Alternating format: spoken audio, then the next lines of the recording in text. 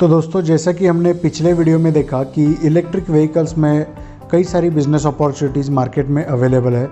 तो इस वीडियो में हम स्पेसिफिक जानेंगे कि अगर आप इलेक्ट्रिक बाइक में फ्रेंचाइजी या डीलरशिप लेने के लिए इंटरेस्टेड हो तो वो बिज़नेस मॉडल कैसा रहेगा, साथ ही उसके ऊपर क्या क्या पैरामीटर्स है जो उस पर इफ़ेक्ट करेंगे, और यहाँ पे मार्केट में जो कंपनीज़ है वो कौन सा बिज़नेस मॉडल प्रोवाइड कर रही है, और अगर आप यहाँ पे इंटरेस्टेड हो इस बिज़नेस के लिए तो ये बिज़नेस मॉडल आपके लिए प्रॉफिटेबल रहेगा या आपके लिए लॉस साबित होगा, ये भी हम कुछ पॉइंट्स है वो यहाँ पे डिस्कस करने वाले हैं। तो अगर आपको वीडियो अच्छा लगा तो चैनल को सब्सक्राइब करो और हाँ, वीडियो को एंड तक देखो, जिससे कि आपको एक बेहतरीन बिज़नेस मॉडल भी पता चलेगा और ये आपके लिए आपके सिटी में वर्क करेगा या नहीं इसके बारे में भी आपको डिटेल में पता चलेगा। तो जल्दी से हम वीडियो को स्टार्ट करते हैं।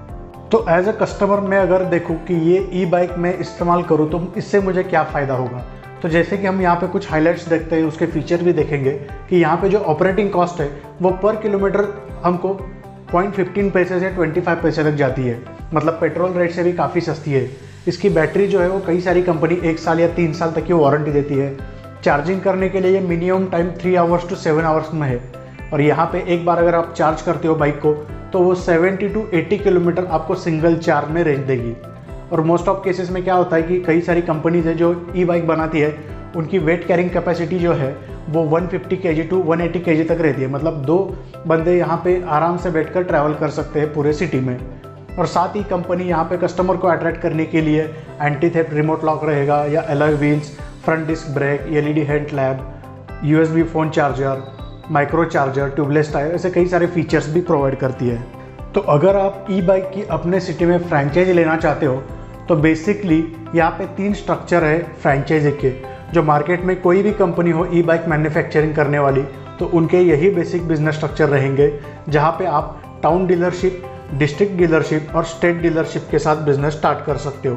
पर यहाँ पे अगर कुछ बातें देखें तो कोई भी कंपनी है जो आपको फ्रेंचाइजी प्रोवाइड कर रही है, उनका मेन मकसद यही रहता है कि जब आप बिज़नेस स्टार्ट करते हो तो वही टाइम पे आपको 20 यूनिट या 40 यूनिट या 100 यूनिट का कंपलसरी माल उठाना पड़ेगा। तो वो थोड़ा सा दिक्कत वाला काम होता है, क्योंकि आपकी यहाँ पे इनिशियल इन्वेस्टमेंट ज़्यादा जाती है। तो अगर आप इस फील्ड में इंटरेस्टेड हो तो आप यूनिट फ्रेंचाइजी से ही स्टार्ट करो, मतलब टाउन डीलरशिप से। अगर आप कोई भी फ्रेंचाइजी लेते हो किसी भी प्रोडक्ट या सर्विस के बारे में, तो सबसे इम्पॉर्टेंट बात यह है, जो रिक्वायरमेंट्स रहेगी वो रहेगी आपको जगह की, मतलब कोई एक शोरूम की। तो यहाँ पे आप ई बाइक की अगर फ्रेंचाइजी लेते हो तो आपको एक अच्छा खासा शोरूम या अच्छा खासा शॉप फ्लोर लेना पड़ेगा, जिसकी साइज़ अगर देखें तो वो तकरीबन 250 स्क्वायर फुट से लेके 700 स्क्वायर फुट तक रहेगी, मतलब वो डिपेंड करेगी आप कौन सी डीलरशिप लेने वाले हो। तो यहाँ पे ये एक बहुत ही ज़रूरी बात है कि अगर आपका खुद का अगर वहाँ पे शॉप फ्लोर ना हो तो ये बिज़नेस मॉडल आपको थोड़ा सा कॉस्टली जाएगा, मतलब आपका जो ROI है वो ROI पीरियड थोड़ा सा ज़्यादा जाएगा।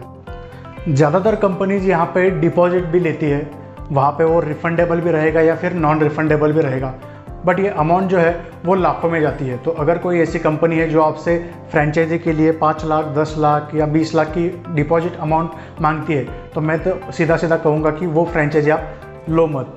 तो यहाँ पे उनकी कुछ और टर्म्स कंडीशन भी रहती है, जैसे कि आपको उनसे पहले बाइक खरीदनी पड़ती है। तो एक बाइक का अगर कॉस्टिंग देखें तो 50,000 से 60,000 के अराउंड जाता है, और मिनिमम परचेस ऑर्डर ये भी कंपनी डिसाइड करती है। मतलब जैसा कि मैंने पहले कहा कि 3 लेवल की जो डीलरशिप है, टाउन, डिस्ट्रिक्ट और स्टेट वाइज, तो यहाँ पे उनकी तरफ से ये कंफर्म किया जाता है कि आपको 20 ही लेना है या 40 लेना है, या अगर आप स्टेट वाली फ्रेंचाइजी लेते हो तो आपको 100 यूनिट परचेस करने हैं। यूनिट मतलब आपको बाइक परचेस करनी होगी। तो आपकी तरफ से अगर ये क्लियर रहता है कि आपके मार्केट के और आपके पॉकेट के हिसाब से आप अगर बाइक खरीदते हो तो वो थोड़ा सा आपके लिए पॉसिबल रहेगा प्रॉफिट के लिए, नहीं तो आपका पूरा का पूरा इन्वेस्टमेंट उसी में जाएगा। और यहाँ पे आपको वर्किंग कॉस्ट भी रहेगा, तो इसकी वजह से आपका थोड़ा सा जो ROI है वो ROI का पीरियड थोड़ा सा और एक्सटेंड हो जाएगा। इस टाइम पे आप ऐसे बात कर सकते हो कि अगर मैं आपकी फ्रेंचाइजी लेता हूँ तो जो ऑर्डर रहेगी वो मैं डिसाइड करूँगा। मैं इनिशियल लेवल पे 5 बाइक लूँगा या 10 बाइक लूँगा या सिर्फ 2 ही बाइक इनिशियल लेवल पे लूँगा। अगर वो सेल आउट होती है तो उसके बाद मैं धीरे धीरे आपके यहाँ से ऑर्डर निकालूंगा। अगर इस बेस पे आप जाते हो तो थोड़ा सा वो आपके लिए प्रॉफिटेबल रहेगा। अब सबसे इम्पोर्टेंट बात यह है कि यहाँ पे प्रॉफिट मार्जिन कैसा रहता है। तो अगर हम कोई भी फ्रेंचाइजी कंपनी का अगर प्रॉफिट मार्जिन या उनका बिजनेस मॉडल देखें तो यहाँ पे जो सेग्रीगेशन किया है टाउन, डिस्ट्रिक्ट और स्टेट के हिसाब से, तो 7 to 9% जो है वो टाउन डीलरशिप के लिए है, 8 to 10% का या 12% तक जो रहता है वो डिस्ट्रिक्ट डीलर के लिए होता है, और स्टेट डिस्ट्रीब्यूटर के लिए वो 14 to 15% तक भी जाता है। वो डिपेंड करता है कंपनी के ऊपर। पर यहाँ पे उनको इतना ज़्यादा मार्जिन देने की वजह ये भी है क्योंकि उनकी जो इन्वेस्टमेंट है वो तकरीबन 40-50 लाख के भी आसपास रहती है, तो बड़ा अमाउंट है, उसकी वजह से उनको एक बड़ा वहाँ पे परसेंटेज ऑफ मार्जिन भी दिया गया है। तो अगर हम मार्जिन की बातों पर जाते हैं तो सबसे पहले आप अगर इसी बिजनेस में इंटरेस्टेड हो तो सबसे पहले आप टाउन डीलरशिप या यूनिट फ्रेंचाइजी को ही स्टार्ट कर सकते हो। वो मतलब आप कम इन्वेस्टमेंट में एक on an average profit margin के ऊपर स्टार्ट कर सकते हो। तो जैसा मैंने कहा कि ROI आपका पीरियड जो है वो डिपेंड करता है आपकी इन्वेस्टमेंट, आप कितना यूनिट्स परचेस करते हो, और उसके ऊपर डिपेंड करेगा आपका सेल कितना रहेगा और at the end of month आप कितना अर्न कर सकोगे। तो यहाँ पे आप देख सकते हो एक बाइक की जो कॉस्ट है वो 60 के अप्रॉक्सीमेट रहेगी पर मंथ के हिसाब से। मतलब एक बाइक आप अगर सेल करते हो और आपका ऑन एन एवरेज 10% प्रॉफिट है तो आपका जो नेट प्रॉफिट है वो 6000। अभी यहाँ पे मैंने मोटा मोटी कैलकुलेशन लगाया है, GST वगैरह टैक्सेशन का पार्ट इधर इंक्लूड नहीं किया है। तो अगर मान लो कि हम 10 बाइक सेल करते हैं, मतलब टोटल 6 लाख का अगर हमारा सेल होता है महीने का, तो हमारा जो प्रॉफिट जाएगा वो 60,000 पर मंथ का अपना प्रॉफिट जाएगा। पर इसके ऊपर भी कुछ पॉइंट्स हैं वो हम डिस्कस करने वाले हैं क्योंकि at the end of month इतना सेल होने वाला है नहीं, या तो इनिशियल लेवल पे इतना सेल होगा नहीं, हमें काफ़ी कुछ चीज़ें मार्केटिंग प्रमोशन भी करनी पड़ेगी। जो एक्सपेंसेस यहाँ पे हम देख रहे हैं वहाँ पे अगर आप फ्रेंचाइजी लेते हो तो सबसे पहले अगर जगह आपकी नहीं है या शॉप फ्लोर आपका नहीं है तो आपको एक जगह रेंट पे लेनी पड़ेगी। उसका रेंट अगर हम यहाँ पे देखें तो वो 10,000 से 30,000 के अराउंड रहेगा, जो कि आपको मंथली बेसिस पे करना होगा। उसके साथ ही आपको डिपॉजिट भी देना होगा उस जगह का।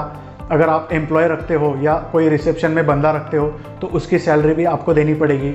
लाइट बिल जो है वो आपका लाइट बिल तो रेगुलर आता ही रहेगा, और आपको हर महीने एक परचेस साइकिल रखनी चाहिए। मतलब अगर इस महीने आप 10 बाइक सेल करते हो, 5 बाइक सेल करते हो, तो अगले महीने भी आपको कंपनी की तरफ से बाइक परचेस करके यहाँ पे सेल करनी है, तो वो भी आपको ध्यान में रखना चाहिए। और सबसे इम्पॉर्टेंट बात यह है कि अगर आप सिटी में, अपने सिटी में करते हो तो आपको मार्केटिंग का एक मंथली जो कॉस्टिंग है, जैसे कि आप डिजिटल मार्केटिंग या ट्रेडिशनल वे से कुछ अगर बोर्ड्स वगैरह लगा के करना चाहते हो तो वो भी यहाँ पे इम्पॉर्टेंट है। उसके लिए भी कुछ खर्चे रहेंगे जो कि आपको कंसिडरेशन में रखना पड़ेगा। तो ये सब चीज़ें हैं एक्सपेंसेस, जो कि आपको इन सब से निचोड़ कर जो प्रॉफिट रहेगा वो आपका अगर देखा जाए तो वो इनिशियल लेवल पे थोड़ा कम रहेगा, पर आपको एट द एंड सेल बढ़ानी है। जितना आपका सेल रहेगा अकॉर्डिंगली उतना आप अर्न करोगे। तो अगर आपको इस फील्ड में फ्रेंचाइजी लेनी हो तो यहाँ पे किस तरह की फ्रेंचाइजी, मतलब क्या क्या पॉइंट्स रहेंगे, तो वो आप फॉलो करके यहाँ पे फ्रेंचाइजी ले सकते हो। मतलब एट द एंड आप थोड़ा सा प्रॉफिट में रह सकते हो। तो सबसे पहले बात यह है कि डिपॉजिट की। तो ऐसा अगर कोई कंपनी कहती है कि हमें डिपॉजिट दो, मैं तो साफ साफ कहूँगा कि उस कंपनी की तरफ जाओ भी मत। मार्केट में बहुत सारी कंपनीज है जो बिना डिपॉजिट के फ्रेंचाइजी दे रही है। तो यहाँ पे अगर डिपॉजिट नहीं लगता तो लो इन्वेस्टमेंट में आपकी जो बिज़नेस आइडिया है वो स्टार्ट हो जाएगी आपके सिटी में।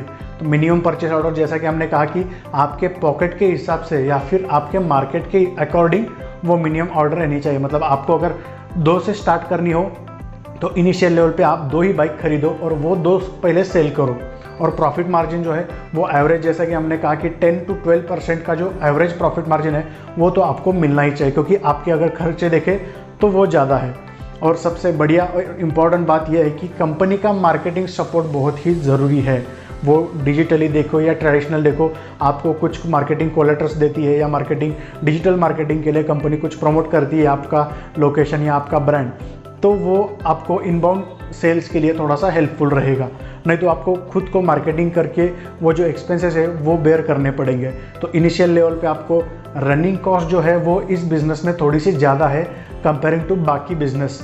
तो यहाँ पे ये एक प्लस पॉइंट भी है क्योंकि आने वाला टाइम इलेक्ट्रिक व्हीकल्स का है, तो कस्टमर यहाँ पे आपके पास खुद से चल के आएगा। बस यहाँ पे आपको उनको थोड़ा सा अवेयर करना है, एजुकेट करना है, क्यों हमें शिफ्ट होना चाहिए ई व्हीकल्स पे या ई बाइक के ऊपर। वो किस तरह से हमारे पैसे को सेव करेगा या फिर नेचर को भी सेव करेगा। तो ये थोड़ी सी चीज़ें एजुकेट करनी पड़ेगी।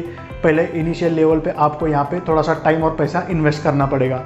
पर आपको यहाँ पे बाद में रिजल्ट्स अच्छे खासे आएंगे अगर आप अच्छी कंपनी। तो दोस्तों, अगर आपको वीडियो अच्छा लगा तो चैनल को सब्सक्राइब ज़रूर कीजिएगा